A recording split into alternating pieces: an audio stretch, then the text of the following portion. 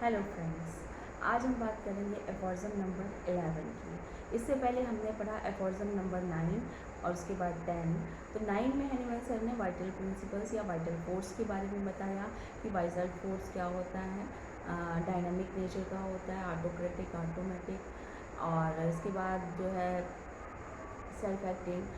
और 10th में क्या बताया कि बिना वाइटल फोर्स के जो हमारी बॉडी होती है वो डेड बॉडी के समान होती है। ये वाइटल फोर्स ही होता है जो बॉडी को चलाता है और जीवित रखता है और प्रिजर्व रखता है।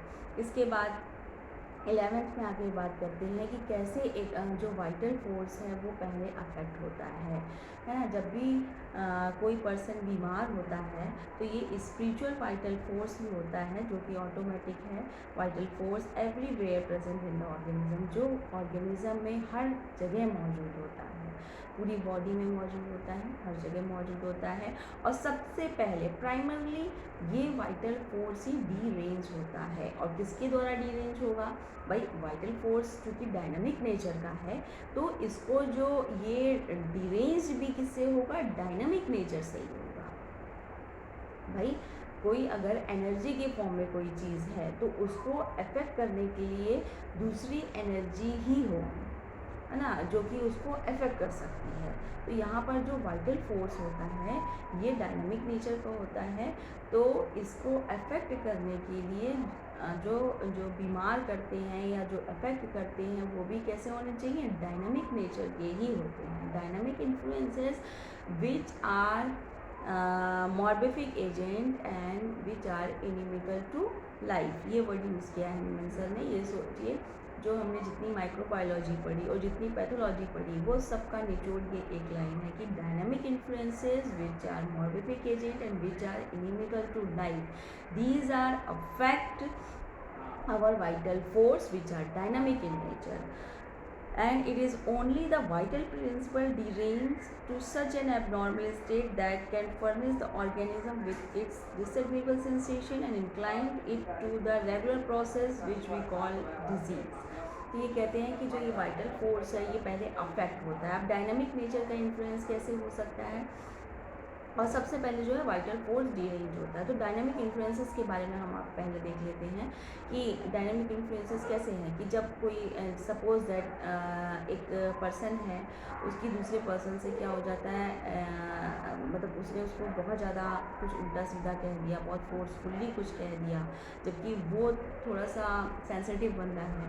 तो क्या होगा जब आपने उसको कुछ डांट फटकार लगा दिया, या सबके सामने इंसल्ट कर दिया, ह्यूमिलेशन कर दिया, दुखी कर दिया, तो उस सबसे पहले क्या होगा कि जब वो अपने घर जाएगा तो उसको कुछ भी अच्छा नहीं लगेगा, उसका थोड़ा सा उसमें मन उसका अच्छा नहीं लगेगा और धीमे धीमे सेंसेशन फंक्शन उसके क्या होने लगेंगे? डीरेंज होने लगेंगे। और बाद में जाके वो कुछ ऐसे साइन एंड सिम्टम देगा जिससे हमें लगेगा कि वो बीमार हो रहा है ना, कुछ फीवर आने लगेगा या जिस तरह की भी सिम्टम देगा, जिस तरह का उसने इम्पैक्ट उस चीज़ का दिया होगा। सपोज दैट कोई बच्चा है, स्कूल जाता है, उसको स्कूल में क्लास में डांट पड़ जाती है या उसके फ्रेंड्स ही हैं उसका मजाक बनाते हैं, किसी चीज़ पर मजाक बना देते हैं या उसके सामने सब क्लास में सबके सामने उसकी इंसल्ट हो जाती है। तो ये भी क्या है? एक डायनामिक वर्बल एनर्जी है, एक तरह से साउंड एनर्जी है, जो कि क्या है? ये भी एक एनर्जी का फॉर्म है, वाइटल मतलब डायनामिक इन नेचर की है और ये हमारे वाइटल फोर्स पर डायनामिक इन्फ्लुएंस की तरह काम करती है। ये सारे डायनामिक इन्फ्लुएंसेस। और क्या जब हम किसी को डांटते हैं या लड़ाई झगड़ा होता है या इस चीज़ें होती है, उसके बाद बंदा जब बीमार पड़ता है तो क्या हमने उसको कोई बैक्टीरिया, वायरस या कुछ दिया? ऐसा कुछ दिया क्या? नहीं दिया, है ना। वो कैसे बीमार पड़ गया? वो डायनामिक इन्फ्लुएंस था जिसका इम्पैक्ट उसकी बॉडी पे पड़ा, उसके वाइटल फोर्स पे पड़ा और फिर वो वाइटल फोर्स डीरेंज हुआ। उसके सेंसेशन एंड फंक्शंस जो होते हैं डीरेंज हो जाते हैं, थोड़े से बदल से जाते हैं, है ना। उसको फीलिंग्स अच्छी नहीं आती हैं, फंक्शंस उससे अच्छे से नहीं होते, उसका किसी काम में मन नहीं लग रहा होता है, तो क्या फंक्शंस डिस्टर्ब होने लगते हैं। बाद में फिर उसको जो है कोई भी फीवर आएगा या कोई भी डिजीज़ होगी। सबसे पहले वाइटल फोर्स अफेक्ट हुआ, उस वाइटल एनर्जी जो दूसरी इम्पैक्ट की गई उस पर, उसके द्वारा उसका वाइटल फोर्स जो कि डायनेमिक नेचर का था वो डिरेंज हुआ, उसके जो फीलिंग एंड फंक्शंस है वो डिस्टर्ब हुए, फिर वो एक डिजीज़ के रूप में बाहर आते हैं या समझ में आते हैं। जब वाइटल फोर्स इस तरह के डिरेंज होते हैं तो अगर हम कोई उसका पैथोलॉजिकल टेस्ट कराएंगे तो क्या उसमें आएगा कुछ भी? आएगा नहीं, आएगा कुछ भी पॉजिटिव नहीं आएगा। क्यों? क्योंकि अभी डायनामिकली डिरेंज ही हुआ है। वो जितना भी जो अफेक्शन आता है वो बाद में आता है, जब डिजीज़ का एक रूप ले लेता है और आगे जा कर के, है ना, शुरुआत के टाइम पर सारे टेस्ट नॉर्मल ही आते हैं, लेकिन उसके बाद फिर अफेक्शन आते हैं। तो यहाँ पर हैनीमैन सर यही बात कहते हैं कि जो वाइटल फोर्स होता है डायनामिक नेचर का होता है और डायनामिक इन्फ्लुएंस के द्वारा ही अफेक्ट होता है। और सबसे पहले अफेक्ट होता है और सबसे पहले ये वाइटल फोर्स ही डिरेंज होता है और कुछ ऐसे डिरेंज जो सेंसेशन एंड फीलिंग्स देता है, और उसके बाद जो है वो फिर साइन एंड सिम्टम्स आते हैं, जो कि एक ऑब्जर्वर जब एक ऑब्जर्वर या फिजिशियन उसको देखता है, साइन एंड सिम्टम को लेता है, तो वो एक उसको डिजीज़ का नाम दे देता है, एक पोर्ट्रेट ऑफ डिजीज़ तैयार करके उसको एक डिजीज़ का नाम दे देता है। बताते हैं यहाँ पर कि ये जो इनविजिबल वाइटल फोर्स है ये अपने आप को कैसे शो करेगा, हमको कैसे पता, मतलब कैसे समझ में आएगा कि वाइटल फोर्स पहले अफेक्ट होता है। तो ये जो हम इसको देख तो सकते नहीं हैं, हम इसको सिर्फ फील कर सकते हैं। कैसे? जब ये एबनॉर्मल साइन एंड सिम्टम दे रहा है तो इसी के थ्रू हम इसको फील कर सकते हैं कि ये वाइटल फोर्स है हमारा, और कोई और क्या है, और कोई रास्ता नहीं है इसको फील करने का या इसको देखने का, है ना। As a power invisible in itself and only recognized by its effect on the organism, its morbid derangement only make itself known by the manifestation of disease in the sensation and functions of those parts of the organ exposed to the sense of the observer and physician. That is by morbid symptoms and in no other way can it make itself known. कहते हैं कि कोई और other रास्ता नहीं है vital force को समझने का, सिर्फ यही एक रास्ता है कि जब जो डिरेंज फीलिंग एंड सेंसेशन आ रहे हैं ना, वो किसके द्वारा आ रहे हैं? वाइटल फोर्स के द्वारा आ रहे हैं। और वाइटल फोर्स किसके द्वारा? मेडिसिन की डिमांड करता है कि इस तरह की मेरे अंदर दिक्कत आ रही है। यहाँ पर एक वर्ड हैनीमैन सर ने ये 11th में दिया है, क्या है? Materia Pickens. मटीरिया पिकेंस की बात करते हैं यहाँ पर। चूँकि हैनीमैन सर ने डायनेमिक इन्फ्लुएंसेस की बात की है तो इसके स्टार में यहाँ पर मटीरिया पिकेंस की बात की है नीचे, कि मटीरिया पिकेंस जो होते हैं ये ओल्ड फैशन या एलोपैथ्स जो होते हैं मटीरिया पिकेंस की बात करते हैं। कुछ ऐसा हिडन जो छिपा है, material cause of the disease, material cause of the disease की बात करते हैं। वो जैसे जो जितने भी पैथोलॉजिकल टेस्ट हैं वो उन सब की बात बता रहे हैं हैनीमैन सर, कि ये मटीरियल कॉज की बात करते हैं कि कुछ ना कुछ उसमें वो मटीरियल कॉज छिपा हुआ है और उसको हम हटा देंगे तो जो है हमारा सिक पर्सन है वो ठीक हो जाएगा, जबकि उसके अंदर कुछ ऐसा मटीरियल पिकेंस या कुछ मटीरियल नहीं छिपा है ना, वो डायनामिक इन्फ्लुएंस था, उसके बाद डिस्टर्ब हुआ सब कुछ।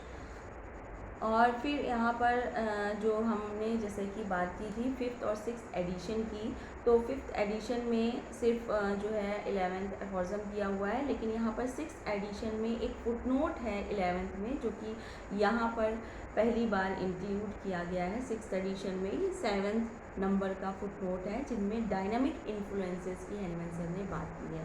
डायनामिक नेचर की और भी है जो एनर्जीज़ हैं हमारे चारों तरफ एटमॉस्फेयर में प्रेजेंट होती हैं, जिसको हम सिर्फ महसूस करते हैं और देख नहीं सकते हैं। तो यहाँ पर हैनीमैन सर बताते हैं कि डायनामिक पावर क्या होती है, कि हमारे अर्थ में ही देख लें बहुत सारी हिडन इनविजिबल एनर्जीज छिपी हुई हैं जिसको हम एक्सप्लेन नहीं कर सकते हैं, सिर्फ और सिर्फ महसूस कर सकते हैं। जैसे कि मून जब पृथ्वी के जो है चारों ओर चक्कर लगाता है और 28 दिन में चक्कर पूरे करता है, तो बताते हैं कि फुल मून और न्यू मून होते हैं, तो इनके द्वारा टाइड्स आते हैं सी में, जो कि क्या है, एनर्जी के फॉर्म है। ये एनर्जीज़ हैं जिसके द्वारा ये सब होता है। तो इसको एक्सप्लेन करना थोड़ा सा वो नहीं है, मतलब एक्सप्लेन नहीं किया जा सकता, इसको सिर्फ महसूस किया जा सकता है। इसी तरह से बात करते हैं कि जो है दिन में 24 घंटे में 2 बार जो है ज्वार भाटा का आ जाना, मतलब समुद्र की लहरों का ऊपर उठना और फिर नीचे अपने आप बैठ जाना, ये भी क्या है, एनर्जी के फॉर्म है, जिसको सिर्फ महसूस किया जा सकता है, देखा नहीं जा सकता है। और इसी तरह आगे बात करते हैं कि जैसे कि for instance dynamic energy medicine upon principle of life rotation health nothing else infection because. इसी तरह बात करते हैं कि मैग्नेटिक पावर की एनिमल सर बात करते हैं कि मैग्नेट कैसे जो होता है आयरन और स्टील को अपनी तरफ अट्रैक्ट करता है। क्या जब हम दूर से ही मैग्नेट लगाते हैं तो क्या कोई लीवर की या किसी हुक की ज़रूरत पड़ती है उस आयरन को अपनी तरफ खींचने के लिए मैग्नेट को? नहीं। कि क्या चीज़ है जो वो उसको खींच रही है ना? एनर्जी, मैग्नेटिक फील्ड है वहाँ पर डेवलप हो रही है, मैग्नेटिक एनर्जी है जो उसको आयरन को या स्टील को अपनी तरफ खींच रही है। इसी तरह सर बोलते हैं कि जो वाइटल फोर्स होता है हमारा, जिसको हम सिर्फ और सिर्फ फील करते हैं, महसूस करते हैं, इसी के आगे क्रम में एनिमल सर बताते हैं कि इसी तरह जो वाइटल फोर्स होता है वो वाइटल एनर्जीज या डायनामिक एनर्जी से ही इफेक्टेड होता है, और फिर इसको ठीक होने के लिए, ठीक है, डायनामिक पावर ही चाहिए। डायनामिक पावर के द्वारा ही ये फिर जो होता है क्योर में कन्वर्ट होता है ना? जो डिज़ीज़ आई है उसको ठीक करने के लिए भी हमें डायनामिक पावर की ही ज़रूरत पड़ेगी उसको ठीक करने के लिए। और यहाँ पर थोड़ा सा सर ने और बात भी की है कि मिनिमम डोजेस की बात की है कि बहुत माइन्यूट डोज में हमें, जब हम मेडिसिन की बात करेंगे कि किस तरह से हम मिनिमम और एकदम राइट से मिनिमम और राइट डायनामिक उसका सब कुछ मिलान करके जब हम मेडिसिन देते हैं तो बहुत ही माइन्यूट ना, क्योंकि यहाँ पर हम मटेरियल थिंग नहीं दे रहे हैं, है ना? हम कुछ भी क्रूड मेडिसिन, जो क्रूड मेडिसिन का तो यहाँ सवाल ही नहीं उठता। जो हम जो भी हमारे जो हैनीमैन सर ने बाद में डिस्कवर किया पोटेंटाइजेशन, इससे क्या होता है, बहुत सी जो होती हैं, जो जितनी भी जो मेडिसिन है हमारी, उनको हम जब पोटेंटाइज कर देते हैं तो उसमें अगर हम उसकी बात करें तो बहुत ही नैनो लेवल पर, मतलब एटम्स जो होते हैं अभी तक नैनो लेवल तक की खोज हुई है, तो उसमें भी हमको जो भी हमारी मेडिसिन होती हैं उसमें कोई भी एटम नज़र नहीं आता। मतलब वो सब इतना फ्रैक्शन हो गया होता है, इतने कम मात्रा में जो मटेरियल मेडिसिन का एकदम कम हो जाता है कि वो एनर्जी लेवल पे पहुंच जाता है।